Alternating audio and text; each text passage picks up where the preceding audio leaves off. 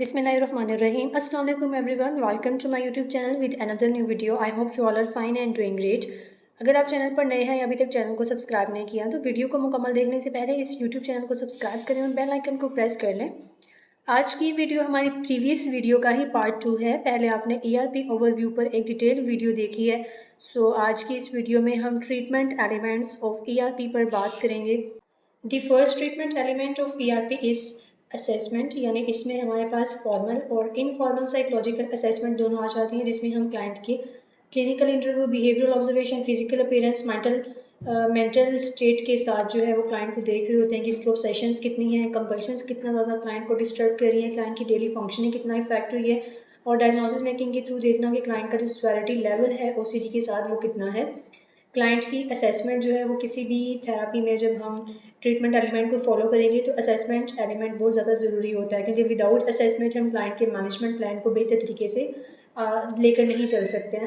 The second treatment element of ERP is psycho education, यानी client को OCD cycle के through, जो OCD का विशियस साइकिल है उसके थ्रू एजुकेट करना कि किस तरह से ऑब्सेसिव थाट्स हमारे अंदर एंग्जाइटी क्रिएट करते हैं, जिसकी वजह से हम कंपल्शन यानी कोई भी एक्ट परफॉर्म करते हैं उन थॉट्स के मुताबिक, देन हमें टेम्परेरी रिलीफ मिलता है और दोबारा से ये साइकिल हमारा स्टार्ट हो जाता है। क्लाइंट को मॉडल्स के थ्रू साइको एजुकेट करना बहुत ज़्यादा ज़रूरी होता है। ERP का जो सबसे मेजर ट्रीटमेंट एलिमेंट है वो साइको एजुकेशन है। जब तक हम OCD के क्लाइंट को बेहतर तरीके से साइको एजुकेट नहीं करते हैं तब तक हम क्लाइंट के ऊपर ERP को इफेक्टिवली अप्लाई नहीं कर सकते। यहाँ मैं इस ट्रीटमेंट एलिमेंट पर ज़्यादा इसलिए बात नहीं कर रही हूँ क्योंकि मैंने अपनी प्रीवियस OCD की वीडियोस में इस कंपोनेंट को बेहतर तरीके से डिस्कस किया है।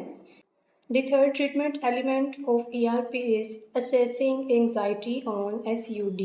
SUD means Subjective Unit of Distress. यहाँ पर अगर मैं आपको बताऊँ तो ERP में हमारे पास कुछ होमवर्क शीट्स होती हैं जो कि हमने क्लाइंट को बतानी होती है, समझानी होती हैं। Through out the sessions client जो है वो उन शीट्स के ऊपर होमवर्क करके आ रहा होता है।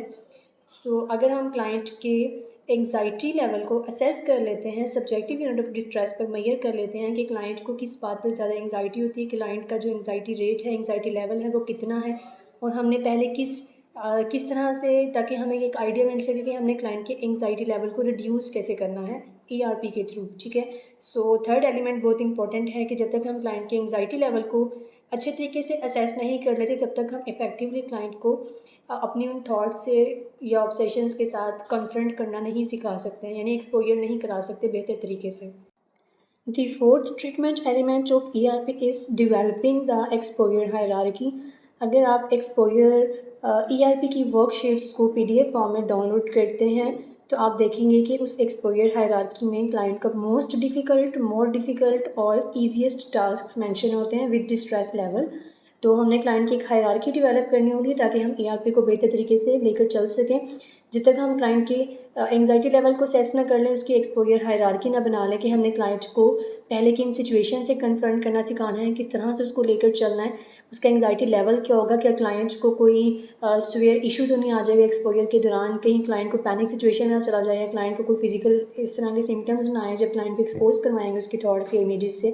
तो एक्सपोजर हायरार्की हमें काफ़ी ज़्यादा हेल्प आउट करती है अपने ट्रीटमेंट एलिमेंट को फॉलो करने में या ERP को बेहतर तरीके से लेकर चलने में। The fifth treatment element of ERP is exposure in vivo, imaginal और homework। कि अब जब हमने क्लाइंट का असेसमेंट भी कर ली, उसको साइको एजुकेट भी कर लिया, उसका असेस लेवल ऑफ एंग्जाइटी को असेस भी कर लिया और हमने उसकी एक्सपोजर हायरार्की भी बना ली, now we have to decide कि हमने क्लाइंट को किस तरह से एक्सपोज कराना है उसकी सिचुएशन से। वो इन विवो होगा, इमेजिनल होगा या होमवर्क के तौर पे होगा। ड्यूरिंग सेशन भी जब हम क्लाइंट को उसकी सिचुएशन से एक्सपोज कर रहे होते हैं, उसके ट्रिगर्स से, उसके ऑब्सेशन से, जब हम क्लाइंट को एक्सपोजर कंपोनेंट के थ्रू लेकर चल रहे होते हैं तो उसमें एक ट्रेंड प्रोफेशनल की सुपरविजन बहुत ज़्यादा ज़रूरी होती है। The sixth treatment element of ERP is maintenance, यानी उसकी रिकवरी को मेंटेन रखना, या जब हम क्लाइंट की हैबिचुएशन स्टेट को डेवलप कर लेते हैं, जैसे कि मैंने अपनी प्रीवियस वीडियो में बताया था, जब क्लाइंट की एंग्जाइटी में एक नेचुरल ड्रॉप आना स्टार्ट हो जाता है, नेचुरल ड्रॉप आ जाता है थ्रू एक्सपोजर, तो क्लाइंट की एक हैबिचुएशन की स्टेट डेवलप हो जाती है, उसको मेंटेन रखना या उसको लेकर क्लाइंट को प्रॉपर रिकवरी तक लेके आना और उसकी रिकवरी को मेंटेन रखना बहुत ज़्यादा चैलेंजिंग या बहुत इंपॉर्टेंट होता है एक थेरेपिस्ट के लिए। हमने क्लाइंट की जो सिचुएशन है वो हर सेशन में ऑब्जर्व करनी होती है फॉर्मल इनफॉर्मल असेसमेंट के थ्रू, कि आया कि जो क्लाइंट पिछले सेशन में हमारे पास आया था तब इसके अंदर क्या इम्प्रूवमेंट थी, अब के सेशन में क्या इम्प्रूवमेंट है और कितना मज़ीद इसको टाइम लगेगा और किस तरह से हम स्टेप बाय स्टेप क्लाइंट के ट्रीटमेंट प्लान को मज़ीद इन्हेंस करेंगे ताकि हम उसकी मेंटेनेंस फेज़ को या रिकवरी को मेंटेन कर सकें। One important announcement in this video कि अगर आप ERP की एक बहुत ही बेहतरीन किस्म की वर्कबुक मुझसे लेना चाहते हैं या ERP की वर्कशीट्स आपको चाहिए तो आप मुझे ईमेल कर सकते हैं, व्हाट्सएप के थ्रू कॉन्टैक्ट कर सकते हैं। उम्मीद है आज के इस वीडियो में आपको कुछ सीखने को मिला होगा। अगर वीडियो अच्छी लगी तो लाइक ज़रूर कीजिएगा, अपने बाकी फैलोज़ के साथ शेयर करें। अगली वीडियो तक के लिए दीजिए इजाज़त, तब तक के लिए अल्लाह हाफ़िज़।